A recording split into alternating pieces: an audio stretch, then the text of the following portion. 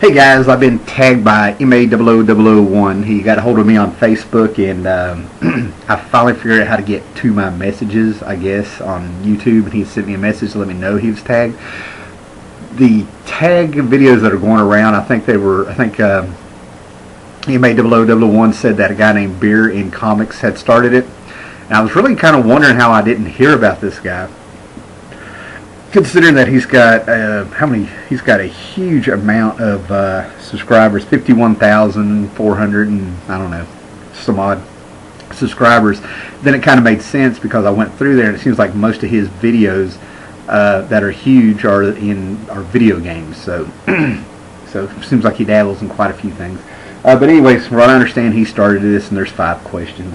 Now, I have not been following the tag videos on this one. It's your monthly comic book haul tag video list or something.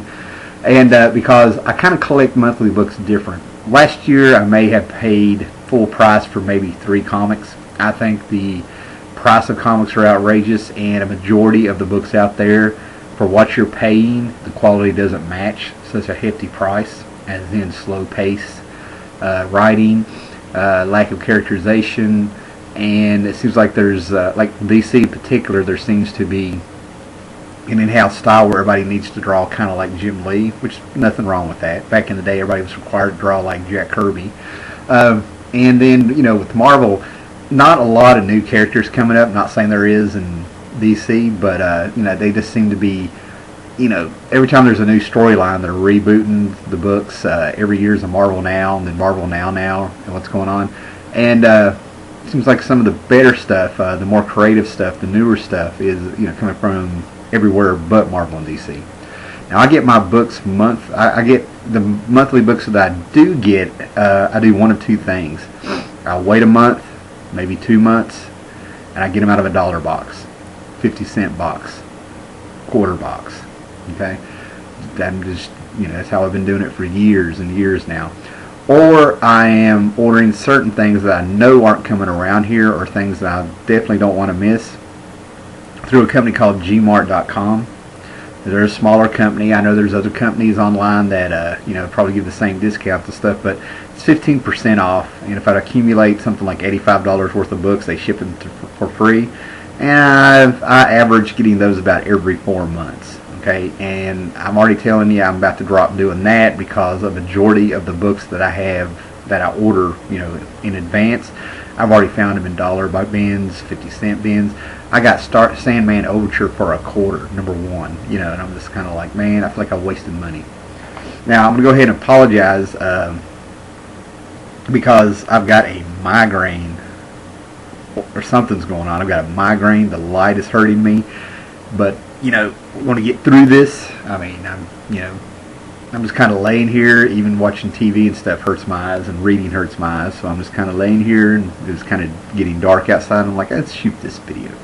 So I'll put out a few books. These are in no certain order, and it is eclectic, you know. And I'll try to hurry up and talk about what we get here. Now, basically, what I get, I was really surprised how much I get through Dark Horse. Okay, and a lot of these are miniseries and stuff, right?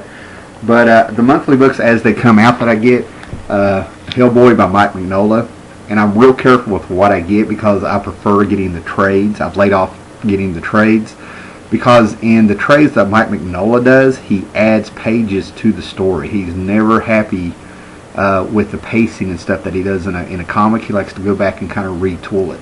But the difference between him and George Lucas is that it actually improves the story. It even if it's something you don't notice. And with the pacing, he adds little notes, little sketches and stuff. So yeah, I still get some Hellboy every now and then. And once things get going, you know, I get a few of those. But upside down. Look at that. That might be a first in a Howlermouse video. Well, in years at least. You know, but, you know, sometimes these things are just, you just can't wait. These are just, she's so well written. Hellboy, I mean, it's H.P. Lovecraft.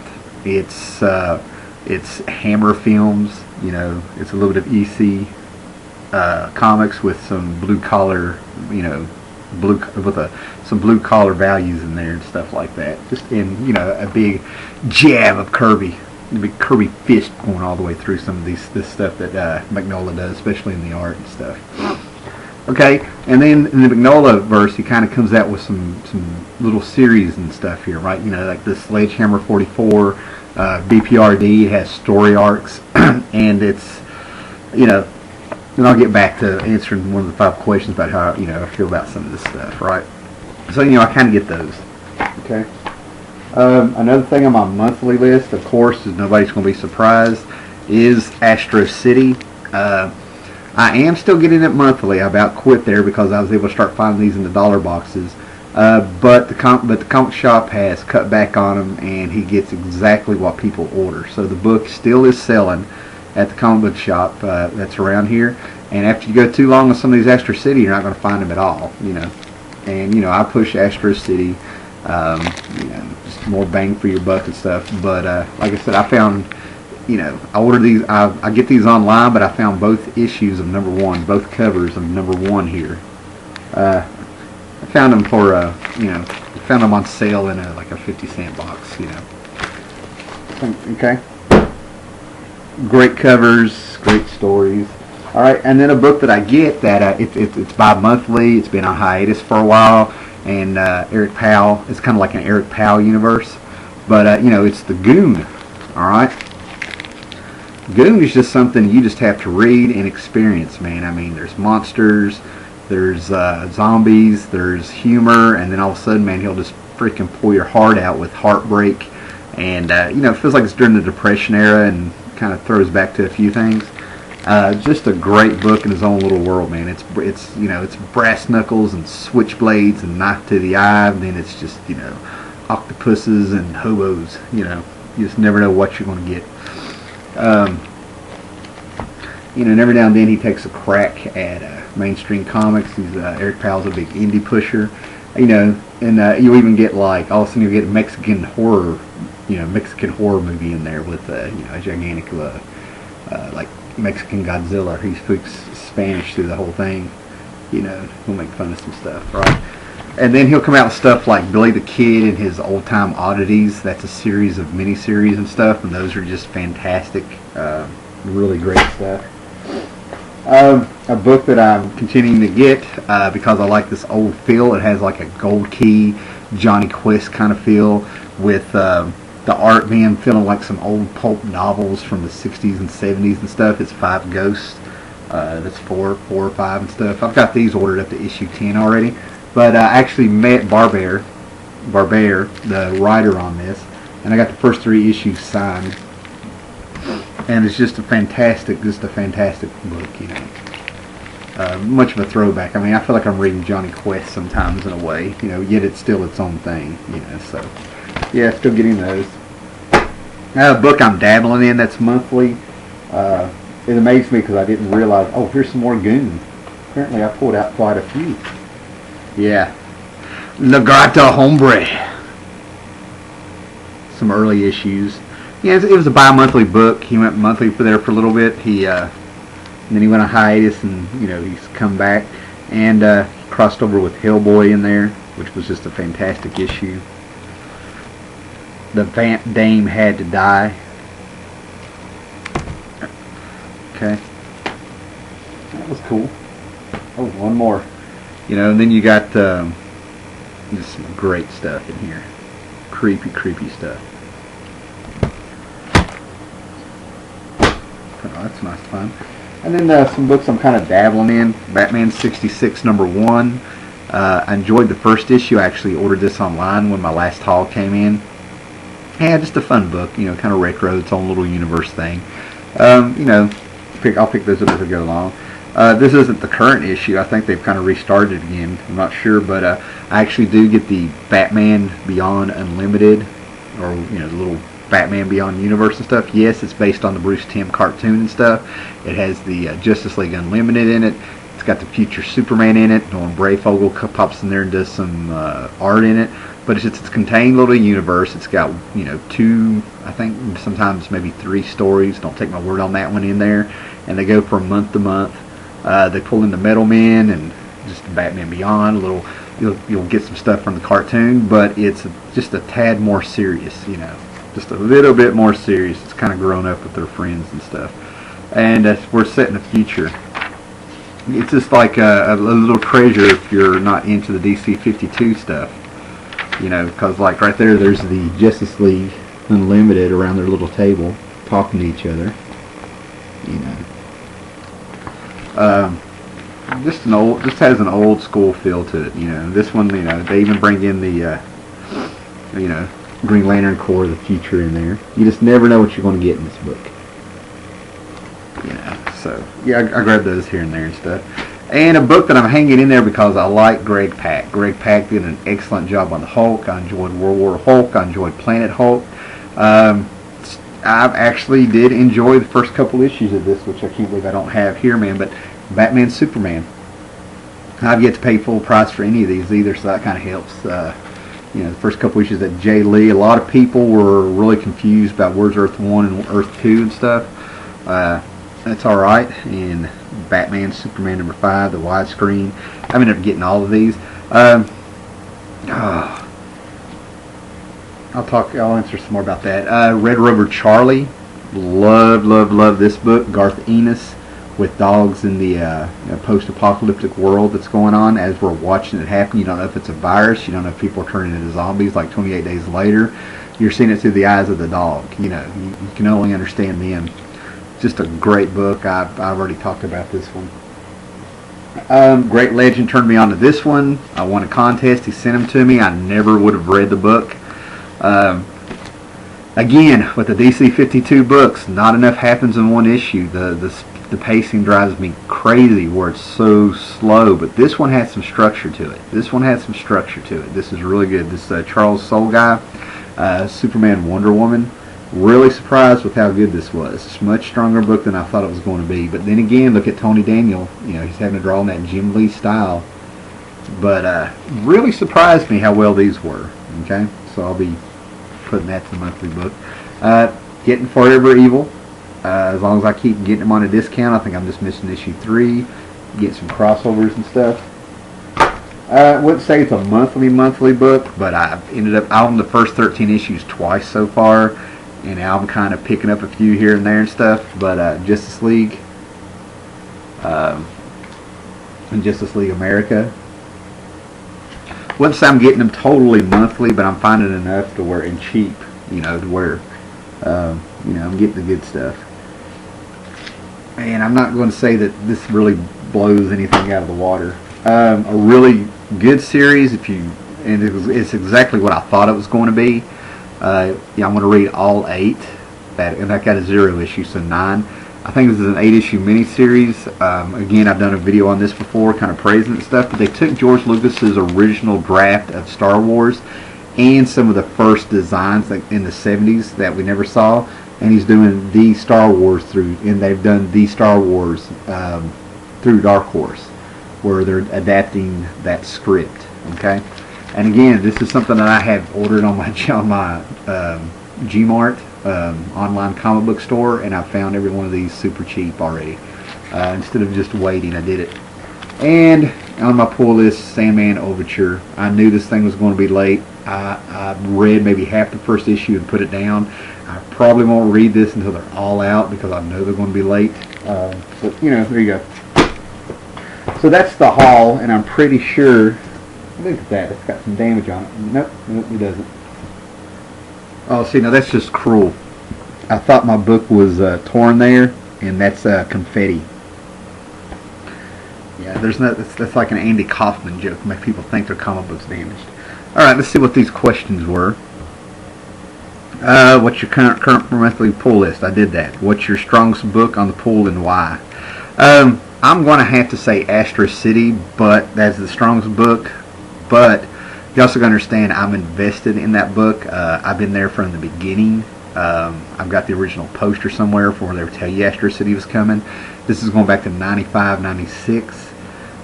So, you know, I kind of get what he does in this book. I remember little things in with the characters.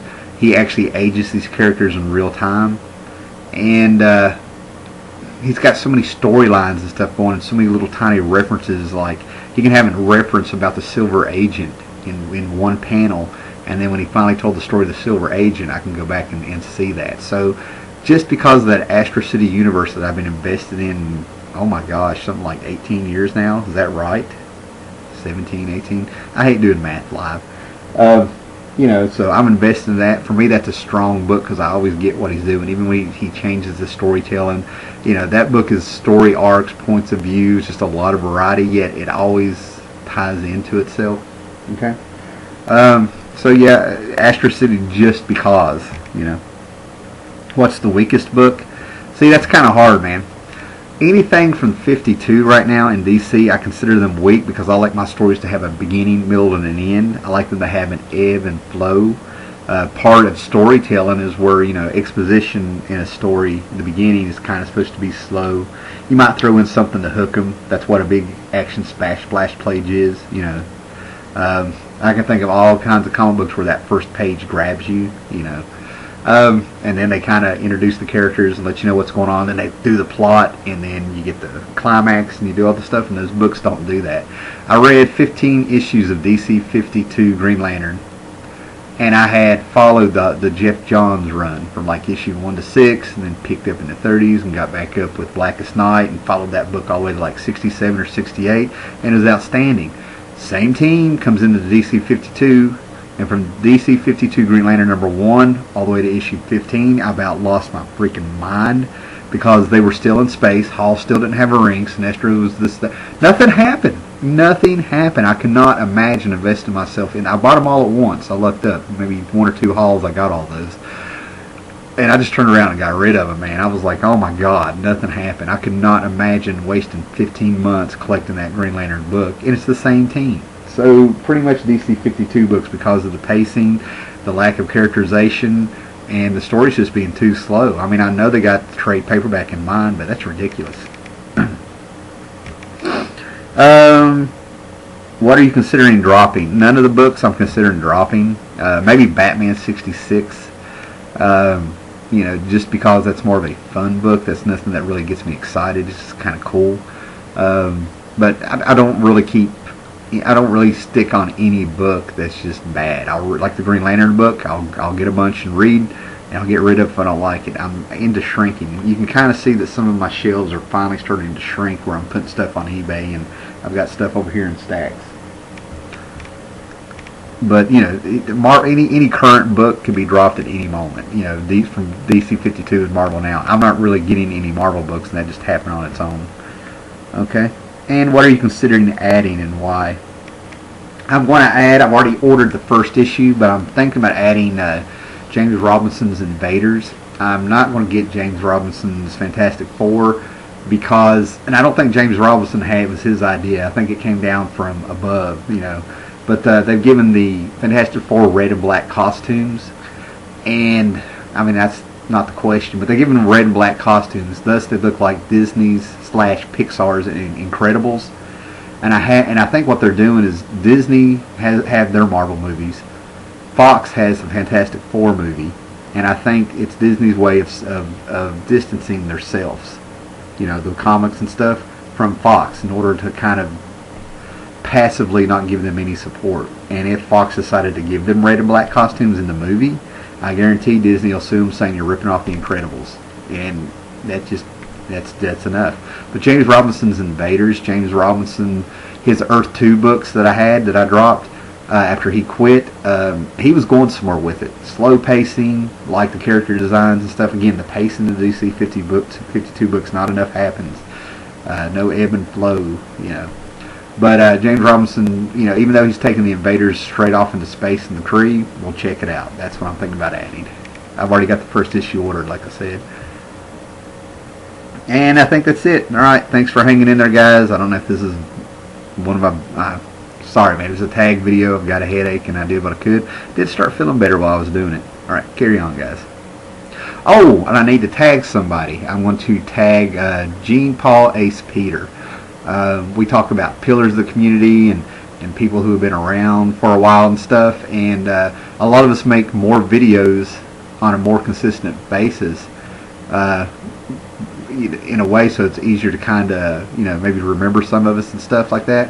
But GenePaulAcePeter has been around for quite a while. I want to say he has something like 7 years on YouTube, and maybe 5 years making comic videos and stuff. And even though he doesn't consistently make videos like a bunch of us guys do and stuff like that, when he makes a video, it's a doozy. Bang, pow, bam. You're going to see some stuff in his videos. You're going to see some key books. You're going to see some good books and like that. And I'll go ahead and tell you, he's a troll hunter all his own. So I'll bring him up there. So GenePaulAcePeter, you have been tagged. So.